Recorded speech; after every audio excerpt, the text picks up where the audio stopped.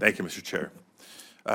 Look, folks, we've all seen the devastation in Los Angeles due to the ongoing wildfires that have burned more than 40,000 acres of land this last week and have destroyed more than 12,000 structures and has led to more than 24 lives being lost. The fires are now the most destructive natural disasters in Los Angeles history. And despite the misinformation that's circulating here in the Capitol, in Southern California, and everywhere in between, it's clear that these fires only reach the size and the scale that they have because of unseasonably dry vegetation and extremely high winds, both of which are a direct result of climate change. Mr. Wright, thank you for being here. But as we've seen last week, the climate crisis and its deadly effects is very real to my neighbors and my constituents. As we discussed in our meeting yesterday, you were a longtime resident of California, so you've seen the conditions evolve firsthand. So I gotta tell, I was pretty disappointed to come across some social media posts of yours, and I will quote, understand you've written that the hype over wildfires is just hype to justify more impoverishment from bad government policies, end quote. Given the devastation that we're currently experiencing in Los Angeles, do you still believe that wildfires are just hype? Sir, it is with great sorrow and fear that I watch what's happening in your city of LA and do you think it's just hype or not? Climate change is a real and global phenomenon. Is it hype or not? I stand by my past comments. So you believe it's hype, you know? Climate change is a real... Tell that to the families of the more than 24 lost in these fires and counting, because the urban search and rescue teams are still going property by property with cadaver dogs. That number is going to climb. I'm disappointed, Mr. Wright. Let me make reference to another element of your social media. You reposted a statement, so not your words, but you felt it important enough to amplify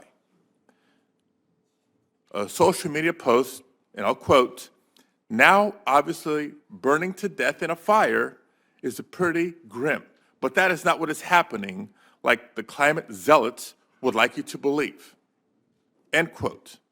So again, to the families of more than a couple of dozen of my constituents who have died in these fires, and that number is growing, like I mentioned, do you believe that Californians who have died over the past week are somehow just a figment of our imagination?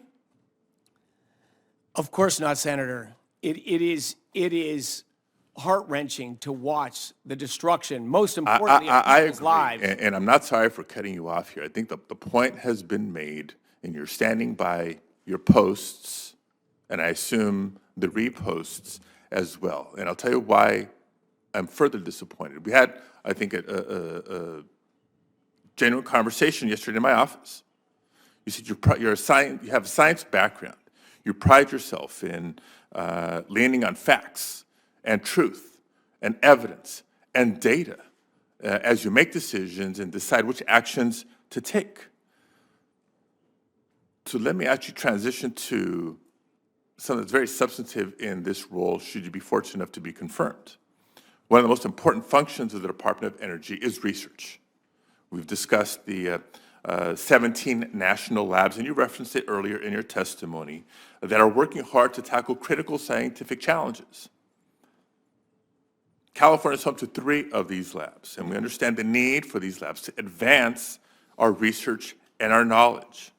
The data and research published by these labs and the department writ large are foundational for unlocking new technologies and maintaining our competitive advantages globally.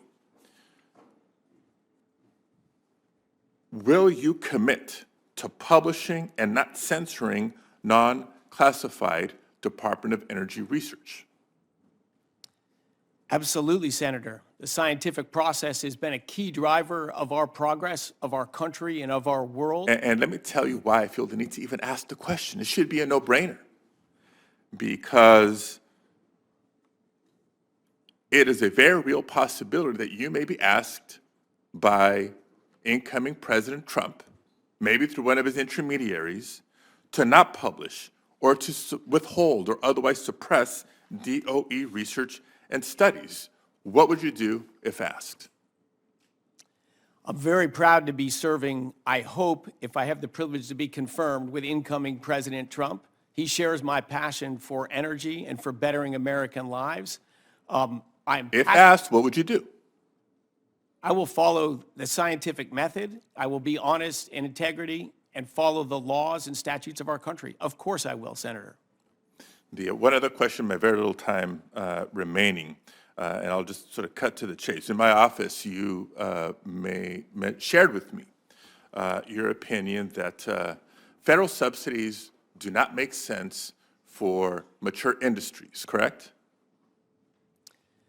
Less fruitful there, yes. And you included oil and gas in the examples of mature industries, correct? Correct. So please share with me, with my colleagues on this committee, expand on your belief that if oil and gas are truly mature industries, then subsidies don't make sense here anymore, and we should retract those subsidies and maybe redirect those into smarter, more contemporary investments.